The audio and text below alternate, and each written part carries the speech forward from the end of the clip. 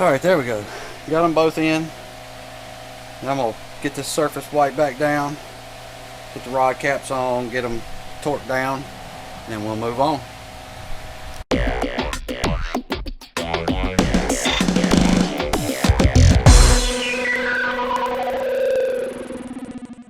What up, guys? Welcome to another episode of Kart Smart TV. Today we are going to do the reassembly of the bottom end of a 295. Same process for the 350. The difference between the 295 and the 350 are the pistons only. 350's got shorter skirts, a little bit different stroke. Another thing I'd like to mention to you guys is that I know a lot of guys are reaching out about questions about things, and then let us know that they have bought stuff from Amazon. Now, I'm not bashing Amazon by no means. It's just the fact that I don't know what Amazon offers for this stuff. I only know what we offer for the parts wise. I've been doing these parts, our specific parts, for the past 8 years, so I know them like the back of my hand. We do offer everything you need to rebuild these engines on our website. And if you look down in the description, you can get 15% off of all of your orders across the board from us too. So just keep that in mind, because the Amazon stuff, I have no clue what they use or who they use, and it's going to be kind of hard for us to help you out in determining what your problem is. Our customer service is world class, guys, and I promise you we can answer almost every question you might have for any of this motor rebuild stuff or golf cart stuff, period. So enjoy this video and keep your eyes open, because we're going to have the part 2 of the cylinder head and the valve train and the timing also involved in that second video. So enjoy this video. Okay, so here is the engine block. Yes, I have already went through, cleaned it up, got it good and cleaned out on the inside. Already got our surfaces cleaned up, both for the side cover and for the cylinder head. But when this golf cart came in here, what I seen was one piston was going down normal. Alright, so they're both supposed to move at the same time. Alright, so when this piston was going to go down, this piston would be a delay, and then it would only move down an inch. And what I found was that the rod bolt that holds the cap to the rod had been broke off. So it let this thing loosen up. This side had backed out, and then it had caused that problem there. I mean, that is absolutely destroyed. So obviously we're gonna have to put rods in this thing. I was able to save the pistons. It did not hurt the pistons. They're just fine, and no skirt breakage there. A lot of times it'll break the skirt off, and we got lucky and it did not do that to this one. So we're going to be able to re-ring those. I've already got the cylinder holes honed up, but this video is going to be particularly about the reinstallation of all the parts that you need, and quite a few details for you guys if you're DIYing this. And yeah, let's get after it. So the first detail I want to show you guys is there is a very small O-ring that actually goes right here in the side of the side cover of your engine. So you want to make sure that that is absolutely in place, because if not, you're going to have an oil leak, and it's going to be a pretty nasty one, and it's probably not going to put the oil pressure where it should be to be able to lubricate your cylinder head. So we're going to put this back in its place, and that's good to go there. The next thing I'm going to do is on the crankshaft, there is a spacer. I don't know if you can see it turning there or not, but there is a spacer that absolutely has to be on here, because it is what gives the necessary gap between the end here, your bearing end, and your side cover. So you want to make sure that that spacer is there before you go back in with it. And we're going to put a link down in the description here so you can see how I get these crankshafts cleaned up when they have the rod area tore up as well. And you can tell I've got these cleaned up and ready to go back in this engine. So I've got to put the seals back in here first, so that's what we're going to move on to. And if you can see, I have got everything laid out here, ready to go back in. Keep you a magnetic bolt tray handy as well. Here's our new parts going back in. Gonna open up this gasket kit. Rings, got some valves there to go back in here new, but we're gonna get this gasket kit opened and get these seals out and knock these seals in real quick. You're gonna have your clutch side seal, and then your clutch side balance shaft seal, and then of course on the other side will be your fan side seal, and we'll get to that in just a moment, but let's get these knocked in here. Also keep a little bottle of oil handy, because I'm gonna make sure that these get oil on them, just for the purpose of not blowing that seal out before we even get to run the engine, because it will happen. The crankshaft will push your black sealing part out. You'll lose your spring inside here that keeps the pressure on the crankshaft to keep it from leaking oil. I always lubricate them, just like you was building a big motor. And if you noticed, as that seal got level with the surface of the engine block, you started to hear me tapping on the engine block itself. I do that all the way around, making sure I hear that noise. When I hear that noise, that's when I know it's flat, I'm done, and I move on to the next one. Again, balance shaft seal here. Gonna lubricate it. Again, you hear that noise change to where when I stop hitting the actual seal and it becomes even with the surface of the block, I'll start tapping on that block. That's, like I said, generally how I control how far the seal goes down, because you don't want it to sink down and you don't want it to be too high. Alright, so that'll do it for the block. We're going to go ahead and slide the crankshaft in.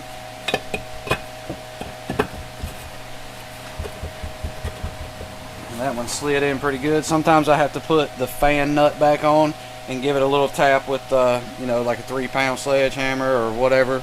I usually use something like this. I'll just give it a couple little bumps against the nut so I don't destroy the threads here.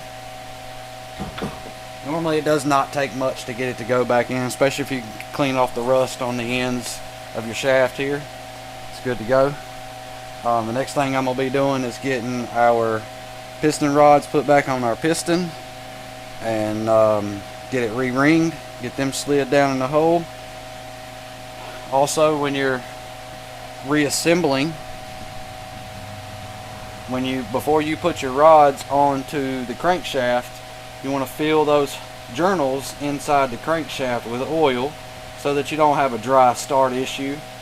As long as you got a good little amount of oil in there, it doesn't have to be seeping out of the holes, but as long as you can see it, like I can see the liquid down in there, I'm good. Plus you're also saturating the rod surface area. And I can tell you that this engine had OEM piston rods still in it, because they normally say fan on one side and they have 251 written on the other. Generally your aftermarket stuff does not have anything written on them, but I've been doing this for so long that I know that the fan side will also have the indicator dot. It's kind of hard to see there. Let's see if you can see it on those two. See the indicator dots here? Well, I know that this needs to be pointing towards the fan. So if you're going to be using aftermarket piston rods, then you can use these dots right here to be on the same side as what it says on the OEM, which is the fan side. That's always going to point towards the fan. So I'm going to get these taken apart, and then I'll get back with you when we go to slide these back in. Alright guys, got our new rods on. Now we're going to throw our rings on, and I'm going to start out with our oiling ring. It's pretty simple to just slip on there. Just like that. Then you have your two, I call them tension rings. Don't mean that's what they are. We all have our own way of remembering stuff. So one's going to go on the bottom of the oiling ring, and then one's going to go on the top of the oiling ring. So let's get that slipped on there. Slips around, and there in she goes. We're going to do the top side of the oiling ring.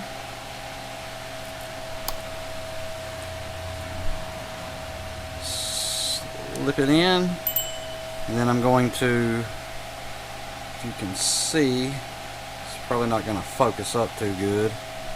Anyway, your rings have gaps so that when they compress, those gaps will come together. I'm always going to separate those gaps.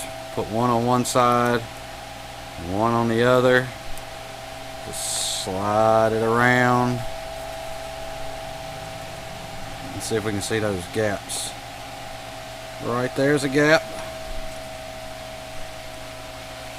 and then we turn around over here and you can see that gap right there. I'm gonna keep moving this ring around a little bit farther. Alright, so now that bottom side is done. Okay, and then you have your two compression rings. Okay, the rings are gonna have the little letters on them. Right there. It's not focused up good, but those face upwards. That way you can see them. So you're going to put them upwards like that. Both rings are the same way. Alright, so now that we got those rings on, you can see the lower ring and then the upper ring. You want to clock these to where their ring gaps are opposite of one another. There's the other gap there, and this one is ready to go into the block. So we're going to put this one to the side, do the same to the other one, and then I'll be back with you and we'll get them put down in the holes. Alright guys, so we got both pistons ringed, ready to go in the block. We're going to get these rod caps off, get some oil down in the cylinder wall and on the piston, get them in the ring compressor, down the hole they'll go. And again, make sure that your indicator dot is facing towards the fan. Alright, so here we go. Got the piston and the compressor. Put it in the right direction. Ease those skirts down in there.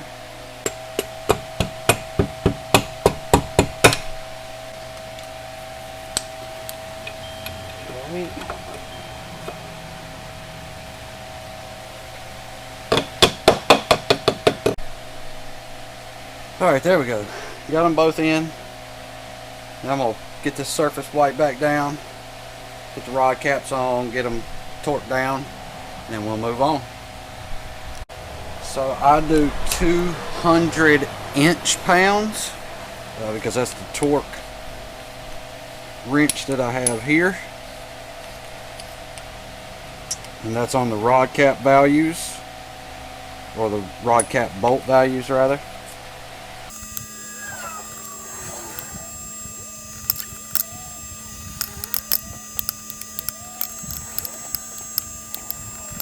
And that'll do it for the piston and rods. So before you go any further, go ahead and double check that you still got your O-ring here and that you got your spacer on the end of the crankshaft. And then we can move on to getting the internal timing squared up between the crankshaft and the balance shaft. So on the balance shaft, you'll see these 2 dots right here. Okay, there's the same 1 dot on the crankshaft. Be right there. Right there. So to get this right,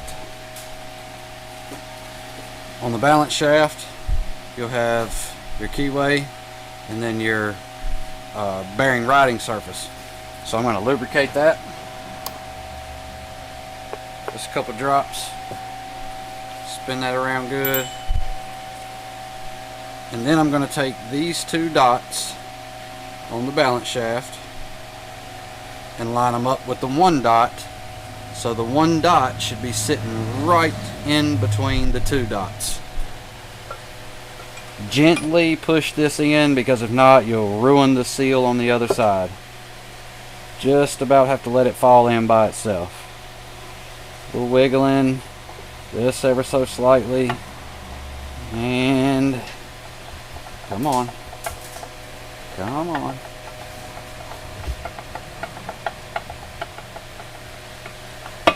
There it goes. Now, once I got my dots lined up, like so, I know that my internal timing is dead on. Okay, so the balance shaft also has a spacer here for the same purpose as the crankshaft. So be sure they're there. Double check and make sure your O-ring is still here. And I check my seals here and here to be sure that they didn't get distorted. Not sure. Yep, there you go. You can see how the black rubber has bulged out around it caught the lip of the balance shaft right here and bulged it out. So now I got to go and redo that all over again and potentially put in another seal because of that issue. So try to keep that in mind. That's why I tried to lubricate this, but it's no guarantee. It happens all the time. Makes me angry, but we will move on. Flip this thing back over and get that balance shaft back out.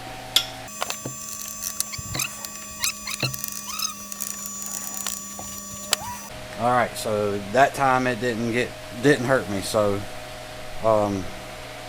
didn't hurt the seal. Being gentle like that normally won't hurt the seal, but it still may bulge it. Just pop it back out, let it fall back into place. Check and make sure the spring that holds pressure on the actual shaft there is still in place, so it will do its job, and mine was. So we're okay there, and now we can move on. At this point, you can absolutely put the side cover back on, but at this point I'll stop with this, and I'll go ahead and put my centering pins for the cylinder head in.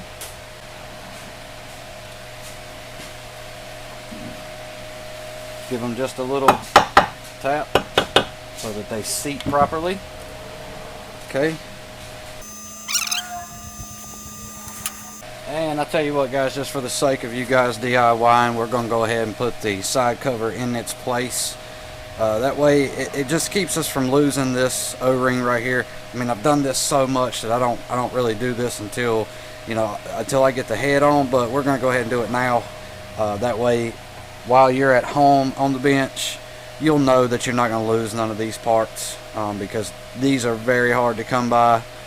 And yeah, we're going to get the seal put in the side cover.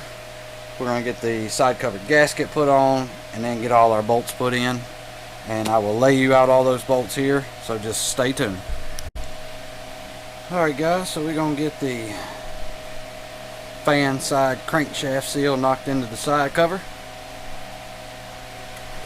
Get this fella right here. As always, you're going to throw some oil on it.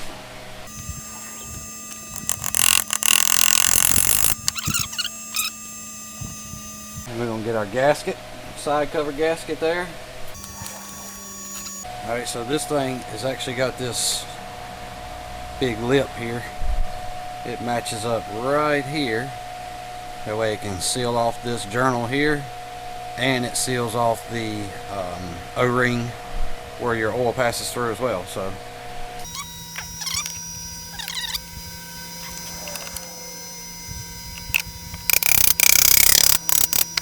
some of these side covers have 7 10mm long bolts and 2 of the 12mm long bolts that go here. Some of them have 6. I have the block that has 6. So each of these bolts will have a crush washer on them.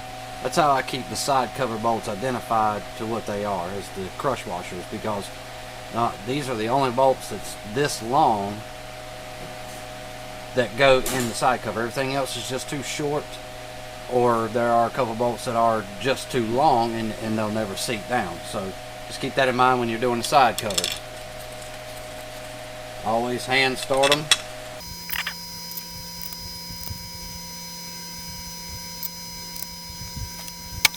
And just take your impact gun and zip around. I go from side to side, bottom to tops, pretty much like an X pattern, and then I'll go around in a circle the final time.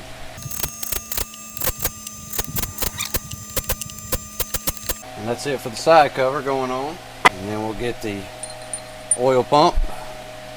Okay, so you're going to start with your big ring, star, whatever you want to call it.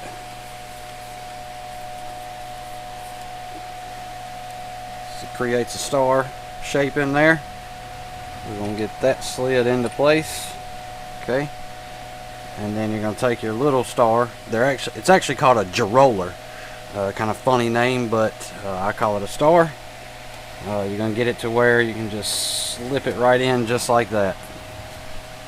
And so you see how that's meshed together. What that does is that starts to spin with the counterbalance shaft, and it shoves oil through and up in here where the 2 journals I showed you with the O-ring and the big journal here, which, I mean, technically that's a breathing source there, so it creates a little bit of vacuum pressure inside the crankcase, which is for your fuel pump. So technically the little O-ring that you see is where the oil pumps up and comes up into your cylinder head here and lubricates the valve train. So at this time I always set the block on its back like this. See, there's a little groove right here, and there's a special O-ring that goes in there that's actually what seals off the oil pump. Again, I'll get a little oil in my hand, get that rubbed around good, get it nice and soft. This can be a pain in the hind parts sometimes because it's actually just a bit bigger than the hole is itself, but for a purpose. But once you get it to sit in there, it'll sit in there good. Is that these bolts also have a crush washer, but they're pretty short, and they go to the 3 holes that are in our oil pump, and then you'll have your oil pump cover. But before you get started putting this stuff back on, we're going to throw some oil inside this oil pump.